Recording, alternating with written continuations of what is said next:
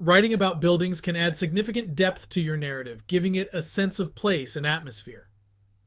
Here are some tips to consider when writing about buildings in your stories. Architectural details.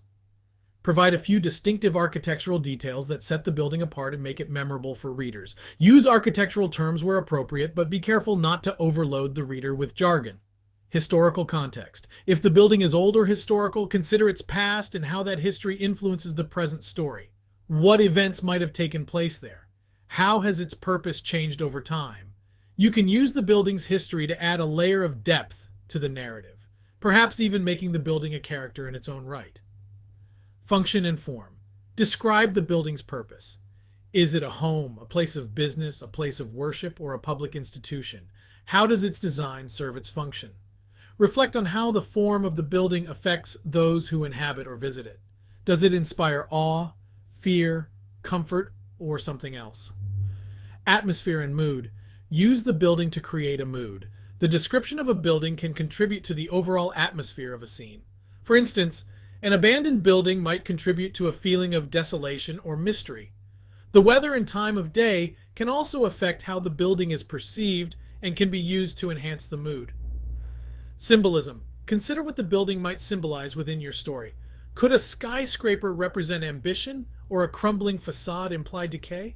Symbolism can be a powerful tool, but use it sparingly and with purpose. Sensory experience. Think about how the building engages the senses. What sounds echo in its halls? What are the textures of the materials? Is there a particular scent or draft? Sensory details can make the building feel tangible and lived in. Character interaction. Show characters interacting with the building. This can reveal both the character and the structure. How do they treat the building? With reverence, indifference, or hostility? Their interactions can reveal the building's usability, scale, and the emotions it evokes.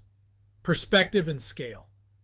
Consider the perspective from which the building is described. Is it from the street level within or from a distance?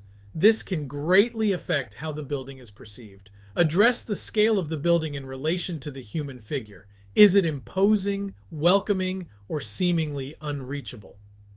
Cultural significance. Think about the cultural or social significance of the building. Is it a landmark? Does it have a role in the community's collective memory or identity? Cultural significance can add a layer of meaning to the building's role in your story. Narrative function. Decide on the building's role in the story. Is it a central location where key events take place, a symbolic backdrop, or perhaps a mystery to be unraveled?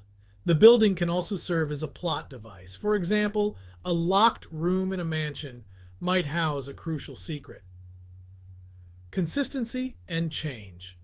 If the building features throughout your story, consider how it might change. Does it decay? Is it renovated? Or does the public perception of it shift? The transformation or consistency of a building can mirror the transformation of characters or the progression of the narrative. By incorporating these elements, buildings in your story can become more than just settings. They can support and enhance your narrative, themes, and characters. Always aim for a balance between sufficient detail and maintaining the flow of the story, allowing readers to visualize the buildings without becoming bogged down in excessive description.